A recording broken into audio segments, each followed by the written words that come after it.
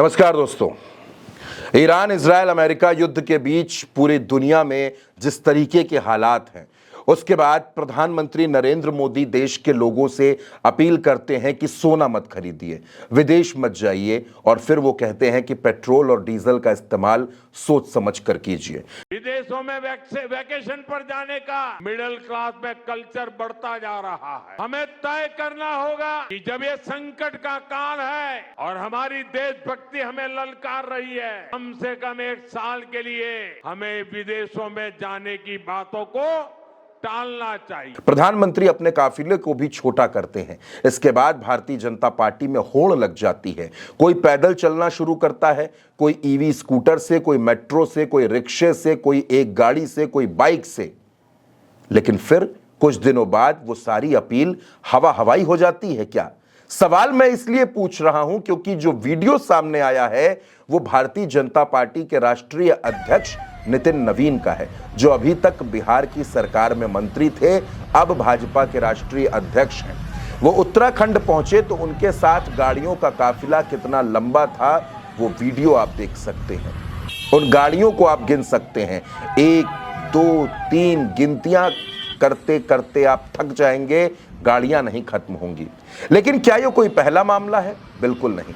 इससे पहले भी आपने देखा कि भोपाल में भारतीय जनता पार्टी के नेता ही कितना लंबा काफिला लेकर निकले थे।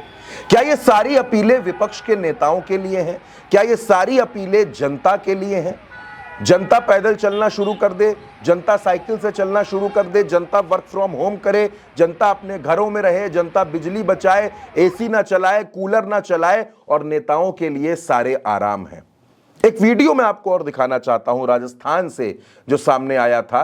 राजस्थान की सरकार में मंत्री सुभाष शर्मा का एक गाड़ी में एक पुलिसकर्मी बैठा हुआ था। तापमान कहां पर है, गर्मी कितनी ज्यादा है आप सोच सकते हैं। 42, 43, 44 डिग्री के ऊपर तापमान चल रहा है, और उस पर भी राजस्थान की गर्मी। तो वो एसी चलाकर गाड़ी में कुछ देर बैठ गया तो मंत्री जी उसको ज्ञान देने लगे कि तुम क्यों ऐसे चलाकर बैठे हो, तुमको नहीं पता कि प्रधानमंत्री ने अपील की है कि हमको ईंधन बचाना है, बिजली बचानी है। वो वीडियो देखिए आप पहले। क्यों रखा डीजल को बैठे हो चला के इसको? पीएम तो आह्वान कर रहा है कि डीजल बचाओ। कितने बड़े आदमी हो आप? थोड़ा सा हाथ उठ दो तो। बिना एसी नहीं रख सकते गाड़ी में। लिखो आप इसको। नहीं क्या आइंदा से नहीं होगा यार, आप बैठे हो ऊपर की तरह बैठ गाड़ी एसी चला करके।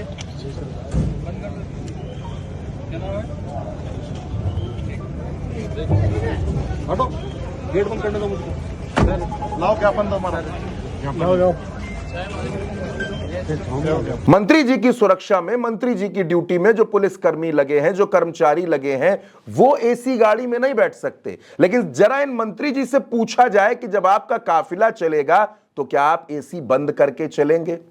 वो एक पुलिसकर्मी जो आपकी ड्यूटी में गर्मी में तैनात है, वो एसी में बैठकर ठंडी हवा ले रहा है। ये बात नेताजी को चुभ गई। जनता पैदल चले, जनता से खूब अपीलें होंगी कि प्रधानमंत्री का साथ दीजिए, उनकी अपील को मानिए, आप पैदल चलिए, साइकिल से चलिए, बिजली बचाइए, ईंधन बचाइए, खाने में तेल मत डालिए, और नेता काफिले से चलेंगे। कोई एक तस्वीर नहीं है, चाहे आप नितिन नवीन का काफिला देख लीजिए, मध्य प्रदेश का काफिला देख लीजिए, आप एसी के लिए एक पुलिसकर्मी को डांटते हुए नेताजी को देख लीजिए। सारे नियम, सारे कानून जनता के लिए हैं। जनता हर नियम का पालन करे, हर कानून का पालन करे, हर चीज को माने, लेकिन नेताओं पर कोई नियम लागू नहीं होता। अगर आप भारतीय जनता पार्टी के नेता हैं तब तो खैर बिल्कुल नहीं होता। जनता पेट्रोल पंप पर जाएगी तो उसको लिमिट बताई जाएगी, वो लाइन में खड़ी रहेगी, और बाकी नेताओं के लिए, विधायकों के लिए, सांसदों के लिए, मंत्रियों के लिए कोई लिमिट नहीं है। वो जब चाहे उनके लिए बिल्कुल वीआईपी इंतजाम तैयार है। क्या सिर्फ रील बनवाने के लिए ये नेता पैदल जा रहे थे? रील बनवाने के लिए रिक्शे पर चल रहे थे, टेम्पो पर चल रहे थे, और जब इनको लगा कि 4-5 दिन की ये रीलबाजी हो गई तो फिर इनको अपनी फॉर्च्यूनर की याद सताने लगी, इनको अपने काफिलों की याद सताने लगी, इनको लगने लगा कि काफिलों के बिना तो चला ही नहीं जा सकता। आखिर ये ढोंग किस बात का है? ये नाटकबाजी किस बात की है? सिर्फ जनता को दिखाने के लिए या जनता को मूर्ख बनाने के लिए? क्या जनता कुछ नहीं समझती? देश को जब चाहिए तब कतार में खड़ा कर दीजिए, चाहे नोटबंदी की कतार हो, चाहे एलपीजी की कतार हो। देश कतार में खड़ा था तो वो पेट्रोल और डीजल के लिए भी कतार में खड़ा हो गया।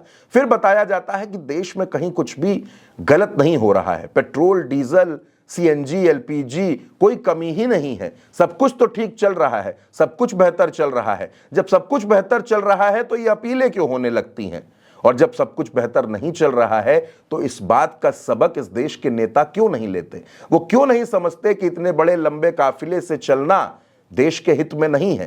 क्या देश के हित में सोचने की पूरी जिम्मेदारी सिर्फ इस देश की जनता पर डाल दी गई है?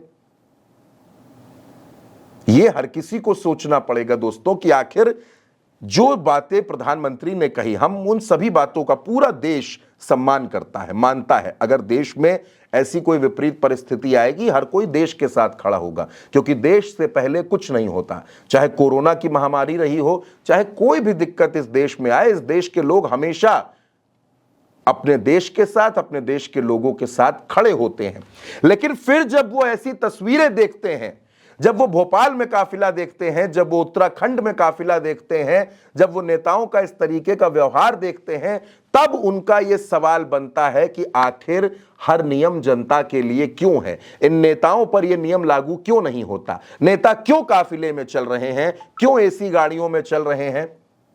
क्यों एसी केबिन में बैठे हुए हैं? आखिर जनता कहां तक घुटे? इस पर प्रधानमंत्री को एक अपील और करनी चाहिए अपने नेताओं से। वो अपने मंत्रियों से ये तो कह रहे हैं कि गर्मी बहुत है, पानी ज्यादा पीजिए, लेकिन अपने मंत्रियों से, अपने नेताओं से, अपनी पार्टी के पदाधिकारियों से वो ये क्यों नहीं कहते कि ये ड्रामेबाजी मत करो? ये रील बनाने के लिए 1 दिन 2 दिन रिक्शे पर चलना और फिर उसी काफिले में लौटना, उसी भौकाल, उसी जलवे, उसी जलाल में लौटना, ये बंद करो। हमें लगता है कि यह अपील भी होनी चाहिए।